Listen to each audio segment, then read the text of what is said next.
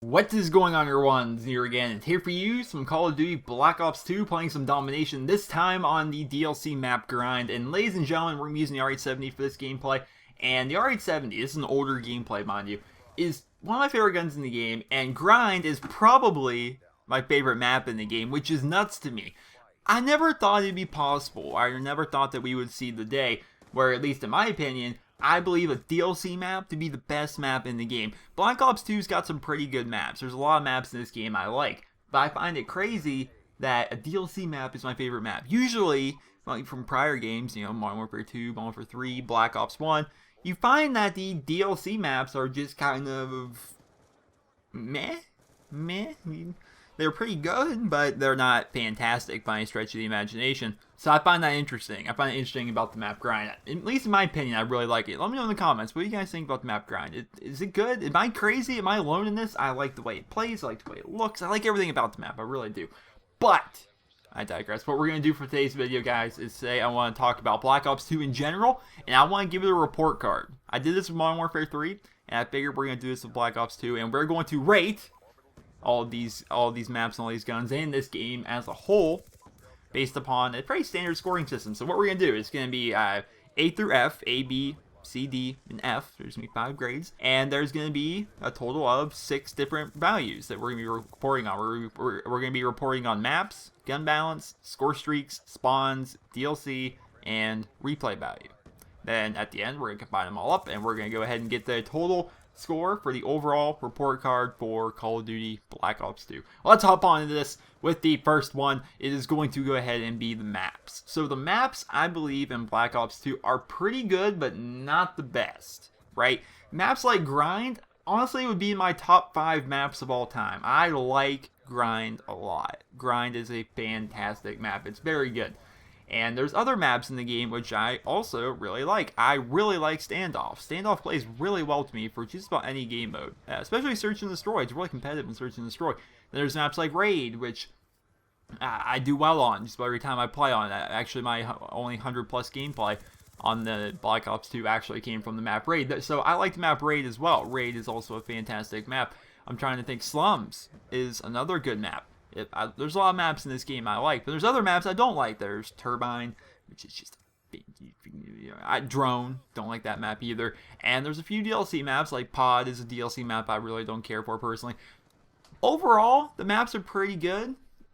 The good definitely outweigh the bad. But what really bothers me about the maps is that they have the Modern Warfare 3 style, right? This map doesn't, but a lot of them really seem to have this style, where it is really fast. The maps are a bit more dense. What Call of Duty has kind of become is they take away bigger maps in favor of medium-sized maps with nothing but tight alleyways and choke points, right? Whereas in previous Call of Duties, the maps would be somewhat open and require aim down range. Now, like you think of Turbine, right? Turbine is, I'm pretty positive Turbine is the biggest map in the game, right? If I'm wrong, let me know in the comments. I'm sometimes wrong about these things. But I'm pretty sure Turbine's the biggest map in Black Ops 2.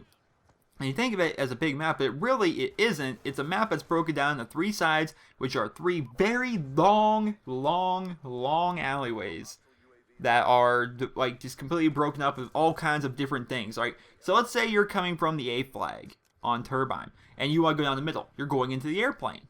Oh, well, there's actually a couple places you can go. You go into the airplane, very close quarters. You can go to the left of the airplane on that little tiny path. Pretty much close quarters. I mean, there's a long line of sight there, but of course there's a bunch of rocks and stuff like that to kind of break that up. Then there's the far left side of the map where there's actually a turbine standing up.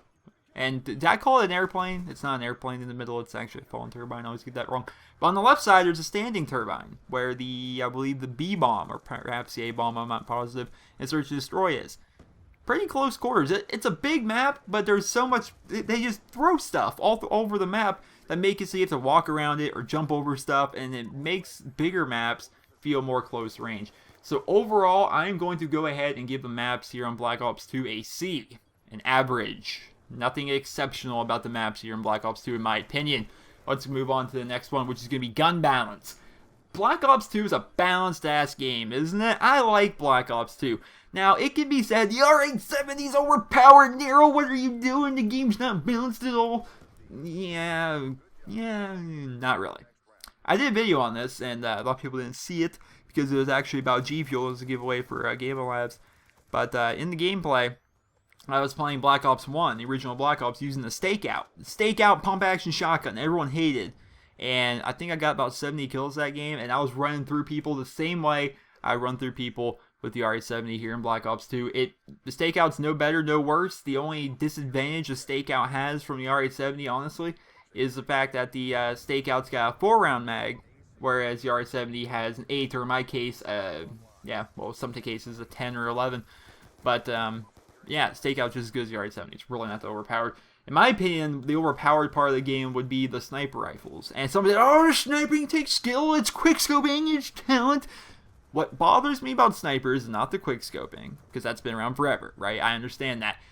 The tactical insertions are annoying, but they don't bother me to a whole lot. I mean, I don't find the tactical insertions to be overpowered. What I find to be overpowered is the toughness perk on the sniper rifles. You could be looking at a sniper at like a really long range or something like that, right? You're popping shots into him with your A94, and he can just scope in with no flinch at all and one-shot kill you from any range. It can be 2 feet away, it could be 200 feet away, it doesn't matter. That's what always bothered me about the snipers. But other than like the one-shot kill wonder weapons, being the shotguns and the snipers, the assault rifles, they're all pretty good. The A94, that really competes pretty well with the Type 25. It really competes well with an MTAR. An MTAR is not a bad gun. The burst rifles were even better. I love the burst rifles. So overall, the gun balance in this game, I'm giving an A.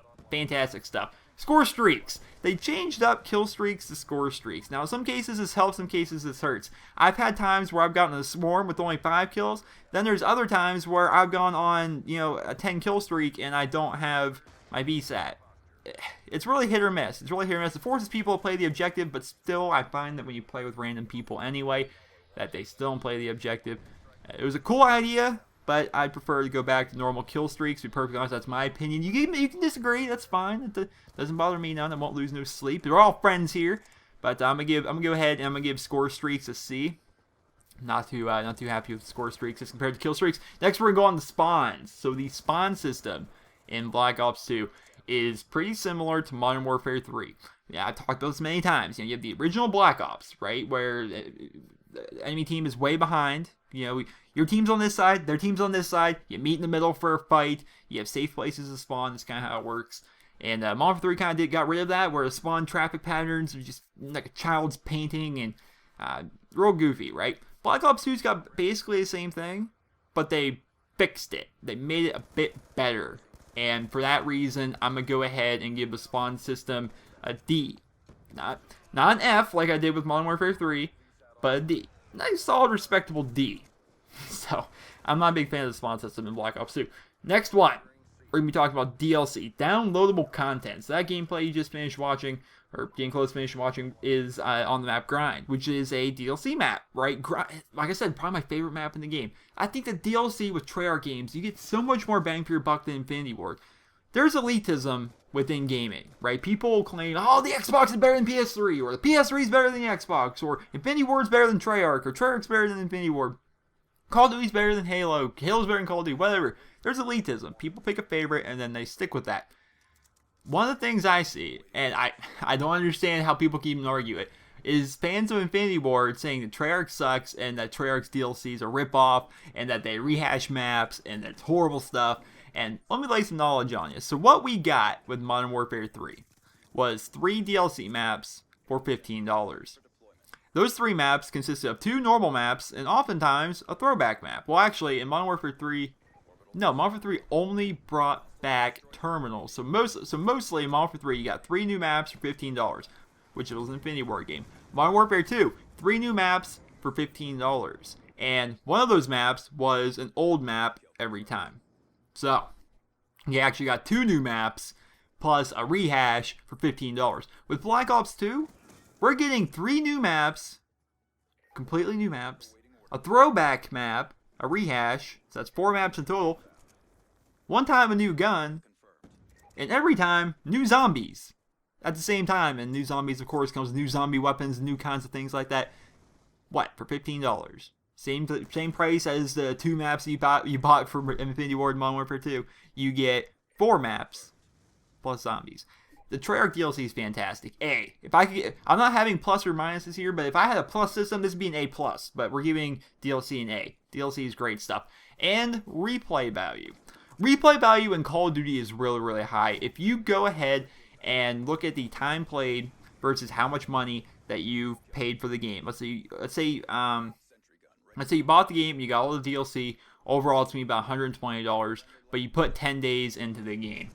I'm not entirely positive what that equals out to, but it's pretty good, right? I don't feel like opening up calculator right now, right in the middle. I'm recording a video right now for crying out loud. I don't want to go ahead and open my calculator, but 10 days for 10 days of entertainment for $120 is really, really high as compared to when you go to the movies, where it's like $20 for 2 hours of entertainment. 2 hours of entertainment for 20, or 10 days for 120, right? It's crazy the replay value you get from Call of Duty. And I feel as though Black Ops 2 is still within that range. I still feel as though Black Ops 2 is still a highly replayable game.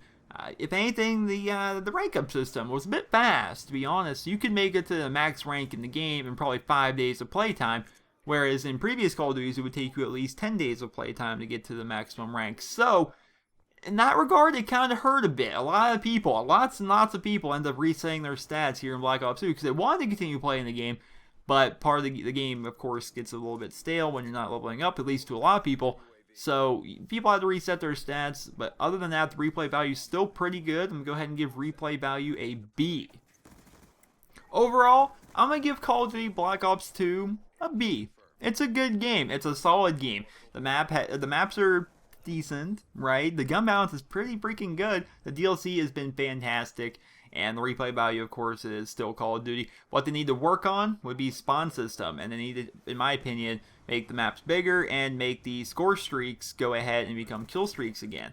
One time in Search and Destroy, right? I got 3 kills plus a bomb plant. And that was not worthy of a UAV. That's BS, right? That's crap. I don't like score streaks as much as I like kill streaks. I hope they go back to that system and Call of Duty Ghosts, although I don't think they are. I'm not sure. But either way, Call of Duty Black Ops 2 gets a B in my book. So let me know in the comments. This is where the fun comes in. I want you guys to go ahead and rate the maps, the gun balance, the score streaks, the spawns, the DLC, and the replay value of Black Ops 2 in your comment, and then give it an overall grade. Interested to see what you guys think about Black Ops 2 overall. So I hope you guys all enjoyed the video. Remember to leave a rating where you guys feel the video deserves. And then, of course, let me know in the comments what you guys think about Black Ops 2. But until then, this has been Nero. Hope you guys enjoyed. Hope you guys all have a wonderful day. I was banging 7 grand rocks, that's how I roll. I got one gear.